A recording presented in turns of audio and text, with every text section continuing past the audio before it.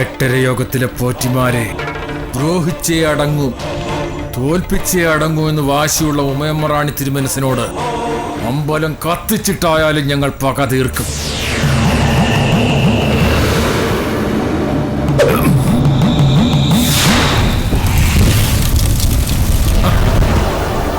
തൃപ്പാപ്പൂർ മൂപ്പൻ രവിവർമ്മ തമ്പുരാൻ വന്ന് ഇവിടത്തെ ചാരത്തിന്റെ കണക്കെടുക്കട്ടെ. ബ്രാഹ്മണർക്ക് അനുഗ്രഹിക്കാൻ മാത്രമല്ല സംഹരിക്കാനും അറിയാമെന്ന് മനസ്സിലാക്കട്ടെ.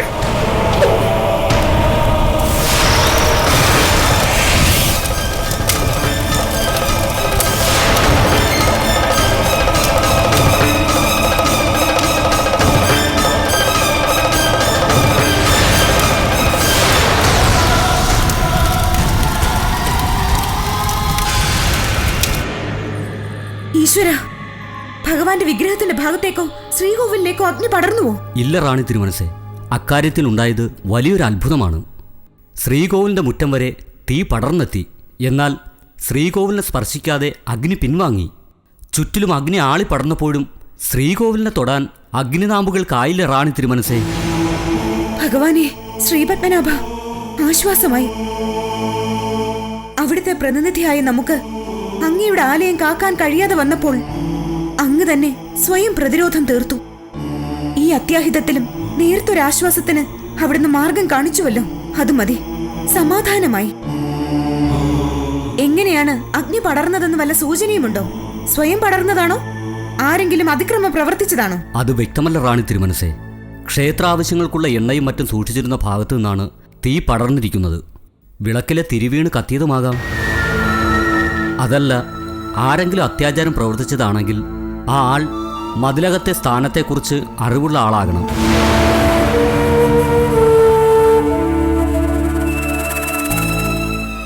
മതിലകത്ത് എന്ത് ദോഷമുണ്ടായാലും എന്നും അതിനു പിന്നിൽ പ്രവർത്തിച്ചിട്ടുള്ളത് മതിലകത്തുള്ളവർ തന്നെയാണ്. അവർക്കല്ലാതെ മറ്റൊരാൾക്ക് ഭഗവാന്റെ ചാരത്തെത്താനാവില്ല. അപ്പോൾ ഇതും ഭഗവാന്റെ നടയിൽ യഥേഷ്ടം വിഹരിക്കുന്ന ഏതോ ഒരു ക്ഷേത്രവാസി തന്നെ ആവണം. ഇരവിപ്പിള്ളേ, കൽപ്പിച്ചാലും റാണി തിരുമനസേ. ഇരവിപ്പിള്ളക്ക് എന്തു തോന്നുന്നു? അഗ്നി സ്വയം പടർന്നതാണെന്ന് തോന്നുന്നുണ്ടോ? കൽപ്പിച്ച് അടിയൻ അങ്ങനെ തോന്നുന്നില്ല റാണി തിരുമനസേ. ആരോ മനഃപൂർവ്വം ചെയ്ത ദ്രോഹപ്രവൃത്തിയായിട്ടേ അടിയന് തോന്നുള്ളൂ. അങ്ങനെയാണെങ്കിൽ ആ ദ്രോഹി ആരാണെന്ന് നമുക്കറിയണം. നമ്മുടെ ശിക്ഷാവിധികൾക്ക് വിധേയനാകുന്നവനാണെങ്കിൽ ശിക്ഷിക്കണം. ഇരവിപ്പിള്ള അത് അന്വേഷിക്കണം. ഏത് വഴിയിലൂടെ ആയാലും തെറ്റ് ചെയ്തയാളെ കണ്ടെത്തണം. കൽപ്പന പോലെ റാണി തിരുമനസേ. അടിയൻ അന്വേഷിക്കാൻ പുറപ്പെടുകയായി. എങ്കിലും അടിയന്റെ പഴമനസ്സിൽ ഒരു ആശങ്ക. പറയാം, എന്താണ് ഇരവിപ്പിള്ളയുടെ ആശങ്ക?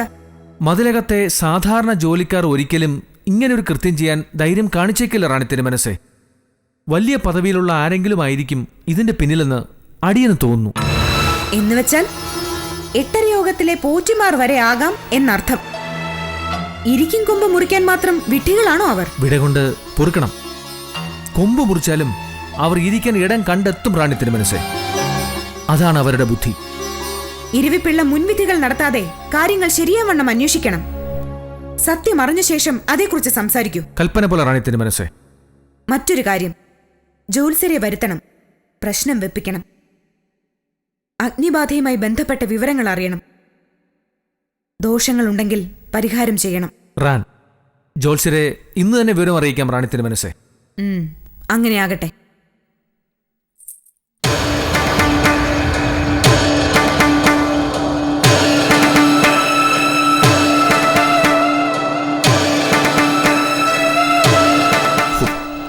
കഷ്ടമായി പോയി വഞ്ചിമുട്ടമ്പിള്ളേ. ഭഗവാനെ തൊട്ടുള്ള ഈ കളി ഭീകരം തന്നെ. ആര് സഹിക്കും ഈ കടുങ്കൈ? അതെ അതെ, വിവരം കേട്ടപ്പോഴുണ്ടായ വിറയൽ ഇനിയും മാറിയിട്ടില്ല. അപ്പം തന്നെ ഇങ്ങോട്ട് ഇറങ്ങിയായിരുന്നു. അല്ല, ആരെന്ത് ദ്രോഹം ചെയ്താലും ഭഗവാനെ അഗ്നിഭഗവാനെ നമിച്ചല്ലേ പറ്റൂ. ശ്രീകോവിലിന്റെ ഭാഗത്ത് ലക്ഷ്മണരേഖ വരച്ച പോലെ തീ ഒഴിഞ്ഞു നിന്നു എന്നാ കണ്ടവർ പറഞ്ഞ. അതാണല്ലോ ഭഗവാന്റെ ചൈതന്യം. ആ ചൈതന്യത്തെ മറികടക്കാൻ അഗ്നിക്കോ യമനോ എന്തിന് കാലകാലനായ ശിവപെരുമാളിന് പോലും കഴിയില്ലല്ലോ. അതെ അതെ, ഇനി ഇതാരെങ്കിലും ബോധപൂർവം ചെയ്തതാണെങ്കിൽ, ആ ചെയ്തവൻ നമുക്കറിയാവുന്നവനാരെങ്കിലും ആണെങ്കിൽ, ഈ ചെയ്തതിൻ്റെ ഫലം നമ്മുടെ കൺമുമ്പിൽ വെച്ച് തന്നെ അനുഭവിച്ചു തീർക്കും. അത് നമ്മൾ കാണേണ്ടിയും വരും. അതല്ല, ഇനി ഭഗവാന്റെ തന്നെ നിശ്ചയമാണെങ്കിൽ ഭഗവാൻ നിരൂപിച്ചെന്താണോ അത് നടക്കും. ഭഗവാൻ നിരൂപിച്ചത് നടക്കും, അതേ നടക്കൂ. അല്ല, ഇവിടുത്തെ അഴിഞ്ഞാട്ടവും അധികാര തർക്കമൊക്കെ കണ്ട് ഭഗവാൻ തന്നെ ഒരു അഗ്നിതാണ്ഡവത്തിന് മൗനാനുവാദം കൊടുത്തതാവാനും മതി. അതെ അതെ, മൂപ്പിളമ തർക്കം, താവഴി തർക്കം, അവകാശ തർക്കം എല്ലാം കൂടി കുഴഞ്ഞു മറിഞ്ഞ് കിടക്കുകയല്ലേ ഇവിടെ ഈ വേണാട്ടിൽ. അതൊക്കെ കണ്ട് ഭഗവാന് തന്നെ മനസ്സ് മുട്ടിയിട്ടുണ്ടാവണം. അതിൻ്റെ കൂടെയാണ് ഇവിടെ യോഗത്തിന്റെ കുശുമ്പും കുത്തിത്തിരിപ്പും. എല്ലാത്തിനും കൂടി ഒരു മറുമരുന്നായിട്ട് ഭഗവാൻ ഒരു അഗ്നിശുദ്ധിക്ക് തീരുമാനിച്ചിരിക്കും. അത് ശരിയായിരിക്കും. കണ്ടംപിള്ള പറഞ്ഞ ഈ കാര്യങ്ങൾ മാത്രമായിരിക്കില്ല ഭഗവാന്റെ മനസ്സ് മുട്ടിച്ചത്. ഒരു കാലത്തും ഇല്ലാത്തൊരു പെൺവാഴ്ച, പിന്നെ കീഴ്വഴക്കങ്ങൾ മറന്നുള്ള തൃപ്പാപ്പൂർ മൂപ്പ് വാഴ്ച, ഇതൊക്കെ ഭഗവാന്റെ മനസ്സ് മുട്ടിച്ചിട്ടുണ്ടാവും. ഇല്ലേ കണ്ടംപിള്ളേ? സൂചി കടത്താൻ ഇടമുള്ളെടുത്ത് മൺവെട്ടി കടത്തുന്ന ആളാണ് വഞ്ചിമുട്ടം പിള്ളയെന്ന് നമുക്ക് പണ്ടേ അറിയാം. പക്ഷേ ഇങ്ങനൊരു സാഹചര്യത്തിൽ വഞ്ചിമുട്ടം ആ നയം പുറത്തെടുക്കരുതായിരുന്നു. ഭഗവാന്റെ സന്നിധിയിൽ ഒരു അത്യാഹിതം സംഭവിച്ചപ്പോൾ അതിൽ ഉത്കണ്ഠപ്പെട്ട് വന്നതാണ് നമ്മൾ രണ്ടുപേരും. ഇവിടെ സമീപനം ഇതല്ല വേണ്ടത് വഞ്ചിമുട്ടം പിള്ളേ. വഞ്ചിമുട്ടം പിള്ളയെ കണ്ടംപിള്ള ഭാഷ പഠിപ്പിക്കണ്ട. ഒപ്പം നിന്നിട്ട് ഒരു പകൽ കൊണ്ട് മറുകണ്ഠം ചാടിയവരുടെ ധർമ്മോപദേശവും വേണ്ട. ഒപ്പം നിന്നവളെ ഒരു രാത്രിയിൽ വിളിച്ചിറക്കി കുത്തിക്കൊല്ലുന്നതായിരിക്കും വഞ്ചിമുട്ടത്തിന്റെ ധർമ്മബോധം. ഞെട്ടിപ്പോയല്ലേ? റാണി തിരുമനസിന്റെ അകത്തളത്തിൽ നിന്ന് അറിയാൻ പറ്റുന്നതെല്ലാം പുറത്തെത്തി നിങ്ങളെ അറിയിച്ചിരുന്ന ദാസിപ്പെണ്ണ് അവളെ വീണ്ടും ഉപയോഗിക്കാനാവില്ലെന്ന് വന്നപ്പോ നിഷ്കരുണം കുത്തിമലർത്തി. എന്നിട്ട് ആ ശവത്തിന് മുന്നിൽ നിന്നുകൊണ്ട് ഒരു ധാർമ്മിക രോഷപ്രകടനം. വഞ്ചിമുട്ടം പിള്ളേ, നിങ്ങളുടെ ചതികൾ ഞാൻ എത്ര കണ്ടതാ, എത്ര കേട്ടതാ. അത് ഇന്നും തുടരുന്നു. അങ്ങനെയുള്ള നിങ്ങളാണ് കണ്ടംപിള്ള കൂട്ടം വിട്ടു പോയതിന്റെ പേരിൽ ധാർമ്മിക രോഷം കൊള്ളുന്നത്. ഒരു ധർമ്മ സംസ്ഥാപകൻ.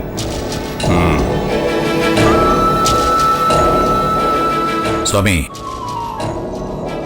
വക്കറി നോക്കാം.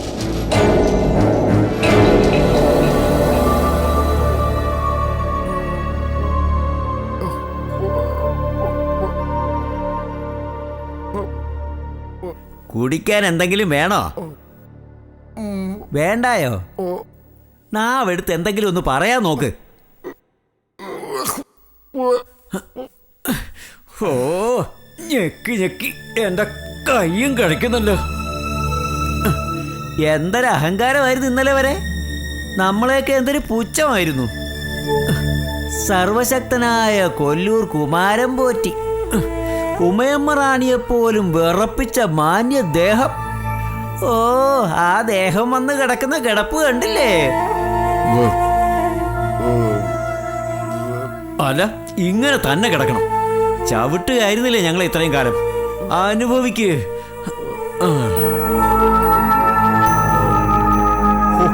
ദാ വരുന്നു അടുത്ത അവതാരം.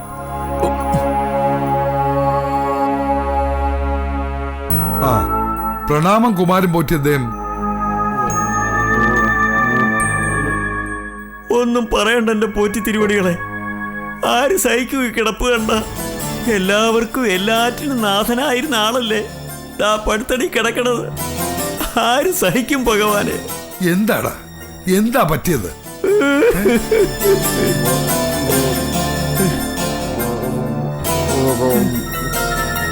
കുമാരൻ പോറ്റി അദ്ദേഹം അനക്കമില്ലല്ലോടാ. കുമാരൻ പോറ്റി അദ്ദേഹം എന്തോ പറ്റി?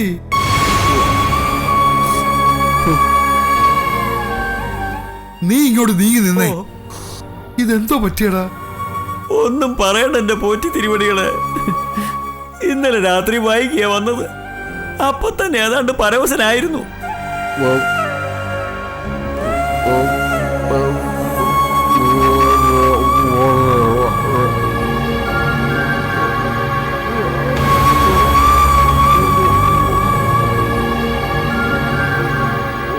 രാവിലെ മതിലകത്ത് തീ പിടിച്ച വിവരം പറയാൻ ഞാൻ ചെന്ന് വിളിച്ചപ്പോഴാ ആവിയില്ല, അനക്കമില്ല.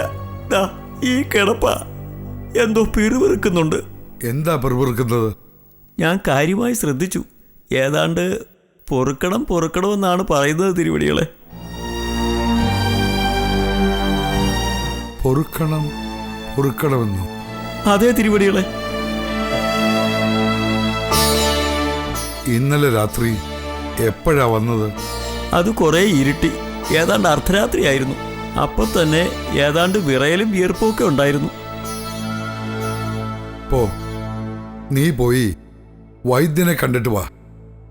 ഒത്താൽ ഒപ്പം കൂട്ടിക്കൊണ്ടു പോരെ. അല്ല, ഞാൻ പോയാൽ ഇവിടെ പോറ്റിയത്തിനടുത്ത് ആരാ? നീ പോ. വൈദ്യനെ കൂട്ടി വരുന്നത് വരെ ഞാനിവിടെ ഇരിക്കാം. ഓ ഓ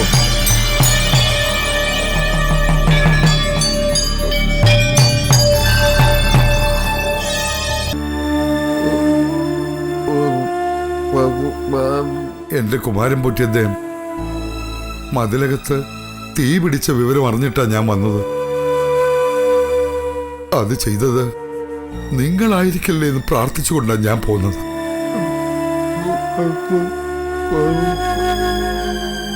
ഇപ്പൊ വ്യക്തമായി ആ കടുങ്കൈ ചെയ്തത് നിങ്ങളാണെന്ന്.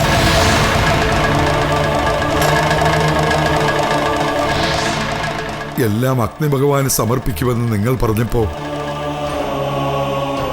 അത് ചെയ്യാൻ വേണ്ടി പറയുന്നതാണെന്ന് ഞാൻ കരുതിയില്ല. വെറുതെ ഒരു വീരവാദം പറയുന്നുവെന്നാണ് കരുതിയത്.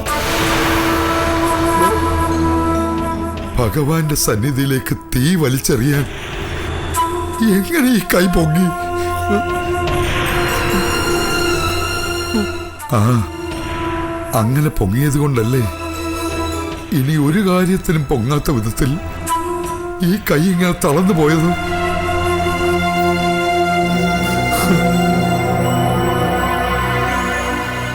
അനുഭവിക്കണം, നിങ്ങൾ അനുഭവിക്കണം. എനിക്ക് ഈ കടുങ്കയിൽ പങ്കില്ല. മേലിൽ നിങ്ങളെ കാണാൻ ഞാൻ വരികയുമില്ല.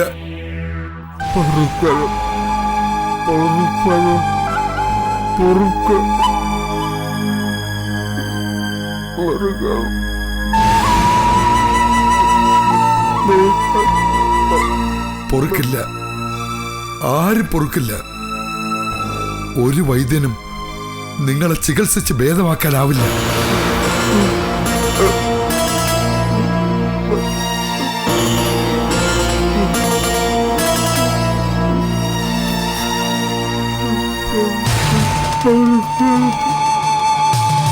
ഭഗവാനെ വിളിച്ച് ചെയ്ത തെറ്റുകൾക്കൊക്കെ മാപ്പ് പറ. എങ്കിൽ കിടന്ന് നരകിക്കാതെ ഒരു സുഖമരണമെങ്കിലും കിട്ടും. ഞാൻ പോവാ. പോറ്റിത്തെ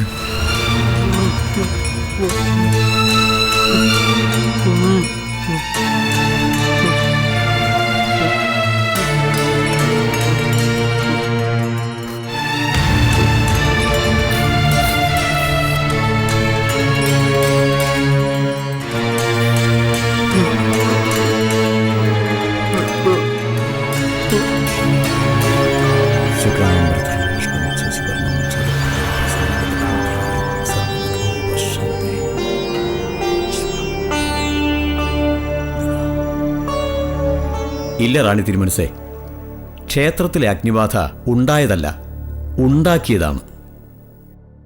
കൊട്ടാരത്തിൽ നിന്നുള്ള ഇടപെടലുകൾ തടസ്സപ്പെടുത്തി ക്ഷേത്രകാര്യങ്ങളിൽ തങ്ങൾക്കിന്നുള്ള പ്രമാണിത്വം നിലനിർത്താൻ ഉന്നം വെച്ചുകൊണ്ട് ചിലർ നടത്തിയ നശീകരണ പ്രവർത്തനങ്ങളാണ് ക്ഷേത്രത്തിലെ അഗ്നിബാധ. ഇതിന്റെ ദോഷങ്ങൾ രാജ്യത്തെയും രാജകുലത്തെയും ബാധിക്കില്ലേ? ഉണ്ട്, ദോഷമുണ്ട്. അതിനി 3 ദശാബ്ദങ്ങളോളം ബാധിക്കുകയും ചെയ്യും. അതിന് പരിഹാരക്രിയകളൊന്നുമില്ലേ ജോത്സരെ? തിരുവുള്ളക്കേടുണ്ടാകരുത്. പരിഹാരങ്ങൾ ചെയ്യാം, പക്ഷേ അതൊക്കെ ഫലപ്രാപ്തിയിൽ എത്തുമെന്ന് പറയാൻ വയ്യ റാണി തിരുമനസേ. സംഭവിച്ച കാര്യത്തെക്കുറിച്ച് ഭഗവാന് കോപമല്ല, സങ്കടമാണ്. ക്ഷേത്രകാര്യങ്ങളുടെ നടത്തിപ്പ് ഭംഗിയാക്കാൻ ബാധ്യസ്ഥരായവരിൽ ഒരാൾ തന്നെ ഇത് പ്രവർത്തിച്ചതിലുള്ള സങ്കടം. അതു നന്നല്ല. അതിൻ്റെ ദോഷം എല്ലാവരെയും ബാധിക്കും. കത്തിപ്പോയ ക്ഷേത്രഭാഗങ്ങളുടെ പുനർനിർമ്മാണവും മറ്റു പുനരുദ്ധാരണ പ്രവർത്തനങ്ങളും ആരംഭിക്കാൻ നാം ആഗ്രഹിക്കുകയാണ്. അതേക്കുറിച്ച് ഫലത്തിൽ കാണുന്നത് എന്താണ്? റാണി തിരുമനസിനത് ആഗ്രഹിക്കാനേ കഴിയൂ, പ്രാവർത്തികമാക്കാൻ കഴിഞ്ഞേക്കില്ല.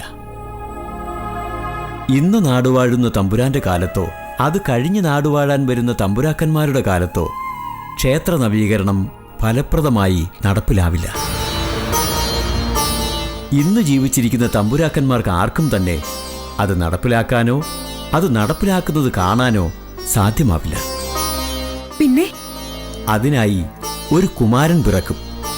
കുലത്തെയും ദേശത്തെയും കുലദൈവത്തെയും സമുദ്ധരിക്കാൻ പ്രാപ്തനായ കുമാരൻ. മുമ്പ് ഞാൻ സൂചിപ്പിച്ചിട്ടുണ്ട് തിരുമനസിനോട്, അന്നു മാത്രമേ ഈ ദേശത്തെ ഛിദ്രവാസനകൾ അവസാനിക്കൂ റാണി തിരുമനസേ.